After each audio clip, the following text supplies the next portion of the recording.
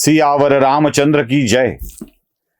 लंकेच्या बाहेर घनघोर युद्ध सुरू आहे आणि त्या घनघोर युद्धामध्ये वानर सेनेकडून एकेका राक्षसाचा अंत होऊ लागलाय. नीलाला प्रचंड त्रास दिला जातोय आणि तो नीलाला त्रास देणारा निकुंभ नावाचा राक्षस प्रचंड त्रास देत असताना नीलाला आता या त्रासातून असह्य होऊन सुटका करून घेण्यासाठी तो त्याच्याच रथाचा चाक काढून त्याच्यावरती हल्ला करतोय. या हल्ल्यामध्ये चाकानी केलेल्या मारहाणीमध्ये निकुंभ तिथेच जागेवर गतप्राण होऊन पडतोय. आणखी एक एक एक एक एक एक योद्धा रावणाच्या सैन्यातला गळू लागलेला आहे. आणि याच वेळी आपण जिथे मागे कथा थांबवली होती तिथे एक महाभयंकर राक्षस अक्राळ विक्राळ रूप घेऊन वानर सेना संपवतच पुढे निघालाय. अक्राळ विक्राळ रूप आहे. वानरांना आपल्या पायाखाली घे, उचलून फेकून दे, जखमी कर, मारून टाक या स्वरूपात तो येतोय आणि त्याचं नाव आहे प्रघस.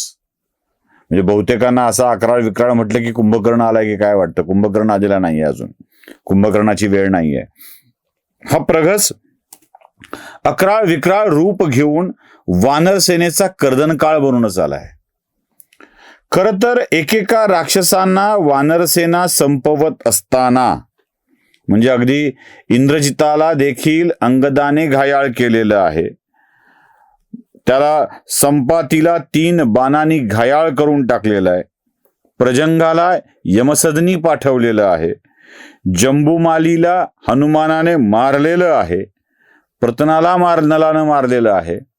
तिकडे नीलानं पराक्रम दाखवत याला संपवलंय. अशा वेळी वानरांच्या मनामध्ये प्रचंड उत्साह संचारलेला आहे आणि या उत्साहातच वानरसेना लढत असताना या प्रघसाचं संकट आलंय. तुम्ही आनंदात असावं, तुम्ही जिंकत जाताय हे कळावं आणि त्यावेळी एक महाभयंकर संकट तुमच्या समोर उभं राहावं. यापेक्षा म्हणजे हा अचानक हल्ला असतो आणि असा अचानक झालेला हल्ला हा सगळ्या आपल्या योजनेला धक्का पोचवत असतो. तशी ही धक्का पोचवणारी गोष्ट झालेली आहे. प्रघस अक्राळ विक्राळ रूप आहे. तो आपल्या हाताने वानर सेनेला उचलतोय, फेकून देतोय. अनेक वानर जखमी होत आहेत. याला कसं थांबवायचा हा प्रश्न आहे. कारण विस्तीर्ण पसरलेल्या लंकेच्या, म्हणजे लंका काही छोटं शहर नाहीये, छोटी नगरी नाहीये, विस्तीर्ण पसरलेल्या लंकेच्या एका भागामध्ये प्रघस हल्ला करतो आहे आणि बाकी वानरसेना अन्य ठिकाणी विखुरलेली आहे. एका द्वारावरच्या सेनेला प्रचंड घायाळ करत निघालेला प्रघस याला आवरायचं कोण. कारण महाबलवान योद्धे आपापल्या द्वाराच्या ठिकाणी अडकलेले आहेत. याला अडकवायचं कोण. रामचंद्रांची युद्धनीती इथे कामाला आली आहे. सुग्रीव या सगळ्या गोष्टीवर लक्ष ठेवून आहे. कुठे काय होत आहे, कुठे काय होत आहे, कुठे वेगळी काय हालचाल होतेय का, कुठल्या द्वारातून अधिक शक्ती घेऊन शत्रू येतोय का, या सगळ्याकडे लक्ष ठेवून आहे.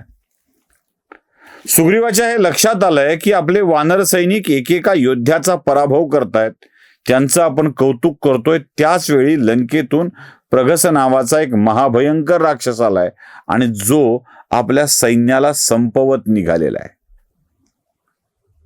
मी खरं तर तो घासही घेतोय वानर सेनेचा सरळ. अशा वेळी सुग्रीवाला प्रचंड संताप येतो आणि सुग्रीव त्या प्रघसावरती हल्ला करतो. पण सुग्रीवाची अस्त्र शस्त्र प्रघसाला मारण्यासाठी तुटपुंजी ठरू लागतात. मोठं रूप असेल आणि गदेनं मारणार असाल तर तो गदा असा अलगद घेतोय, तोडतोय, फेकून देतोय. बाण मारणार असाल त्याला बाण तर अगदी काहीतरी काड्या फेकून मारल्यासारखं वाटतंय. त्याचा परिणामही प्रघसावर होत नाहीये. एवढा विक्राळ राक्षस बघून वानर सेना काही काळासाठी थबकते. सैरावैरा धावू लागतात. कारण त्याच्यावरती आक्रमण करायला जाणं म्हणजे आपला जीव गमावणं आहे, त्याच्या पायाखाली येऊन मरणं आहे. सुग्रीव विचार करताय की काय करायचं काय, अशा प्रघसाला थांबवायचं कसं. सुग्रीवाच्या मनामध्ये एक अफाट कल्पना येते. त्या सगळ्या परिसरामध्ये जसं मैदान आहे तशी डोंगरं पण आहेत आणि त्या डोंगरावर सप्तपर्णाची झाड आहेत, जी उंचच उंच आहेत, मोठ्या बुंध्याची आहेत. आणि सुग्रीव तसा शक्तिशालीच आहे. सुग्रीव विचार करतोय की याला आता बाणाने मारून उपयोग नाही आहे, कारण बाण मारले तरीही त्याच्यापर्यंत पोचतील आणि त्याने तो जखमी होईल ही स्थिती नाही आहे. गदा फेकून माराव्यात तर त्या सुद्धा निष्प्रभ ठरतायत. भाले फेकून मारावेत तर तेही निष्प्रभ ठरतायत. मग याला रोखायचं असेल तर एखाद्या विशालकाय वृक्षाला हातात धरूनच मारलं पाहिजे. सुग्रीवाच्या मनामधला हा विचार आल्याबरोबर सुग्रीवाने तात्काळ डोंगराकडे धाव घेतली आहे आणि एक विशालकाय उंचच उंच सप्तपर्ण वृक्षाचा त्याला त्या डोंगरावरून उखडून घेतलाय. शक्तिशाली आहे, प्रचंड शक्ती आहे आणि त्या वृक्षाने तो प्रहार करू शकतो. उपसलेला वृक्ष घेऊन सुग्रीव त्या प्रघसावरती हल्ला करतोय आणि वृक्षाने त्याला मारू लागलाय. आता प्रघसासाठीचा हा हल्ला जसा प्रघसाचा हल्ला वानरावरतीचा अकल्पनीय होता, अनपेक्षित होता, काय कळतंय हे घडायच्या आत झालेला होता, तसा सप्तपर्णी वृक्षाचा त्याच्यावर झालेला हल्ला हा त्यालाही अनपेक्षित होता. असं काही होईल असं त्याला अपेक्षितच नव्हतं. फार फार तर 10-5 वानर अंगावर येतील, 2-4 वीर येतील, त्यांना आपण पायाने उडवून लावू, हाताने ढकलून देऊ, असा विचार करत असताना शक्तिशाली सुग्रीव, वानरराज सुग्रीव, ज्यानं बालीलाही मारलाय आणि जो महापराक्रमी आहे, तो अशा एका विशालकाय वृक्षाला घेऊन येतो आहे आणि तो वृक्ष हातात पकडून, त्याच्या बुंध्याला हातात पकडून प्रघसावरती वार करतोय. इतका दे दनादन मारत सुटलाय त्या वृक्षाने. एकतर फांद्यांचा मोठा संभार सगळा, त्यामुळं एकदा तोंडावर पडला, अंगावर पडला की ते उचलून पुन्हा मारेपर्यंत दिसायचं कामच नाही. एकदम झुडूप अंगावर पडावं, एखादं झाड अंगावर पडावं, त्या झाडाच्या ओझ्यापेक्षाही आपल्या अंगावर पडणाऱ्या छोट्या छोट्या फांद्या, पाला, या सगळ्यांनी माणूस पहिले गांगरून जातो, मग अनियंत्रित हालचाल करायला लागतो आणि अशी हालचालच त्याला त्या झाडाखाली अडकवत जाते. नको त्या गोष्टीचा मार लागतो. हे सुग्रीवाने ताडलंय आणि त्या विशालकाय उंच उंच वृक्षाने प्रघसाला मारायला सुरुवात केली आहे. 1, 2, 3, 4 सततचे हल्ले सुग्रीव करतोय, सततचे हल्ले सुग्रीव करतोय आणि प्रघस या अस्त्राने, म्हणजे जो कुठल्याही शस्त्राने बधत नव्हता, तो या झाडाच्या हल्ल्याने मात्र प्रचंड अस्वस्थ झालाय आणि सुग्रीवाच्या याच हल्ल्यामुळे तो जखमी झालाय. जखमी झाल्यामुळे त्याच्या हालचाली मंदावल्यात.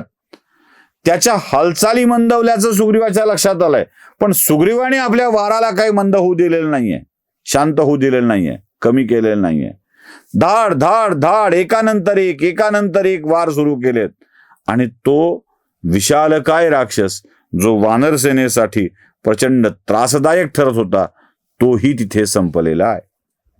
मंडळी, रावणाच्या सैन्यातला एक एक वीर आता कामी येऊ लागलाय आणि तोपर्यंत सुग्रीव, हनुमंत, अंगद, नल, नील यांच्याच पराक्रमांनी एक एक वीर रावणाचा तिथे धारातीर्थी पडू लागलाय.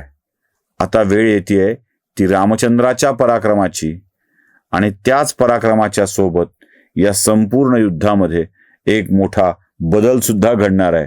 काय आहे ते बघूया पुढच्या भागात. सियावर रामचंद्र की जय.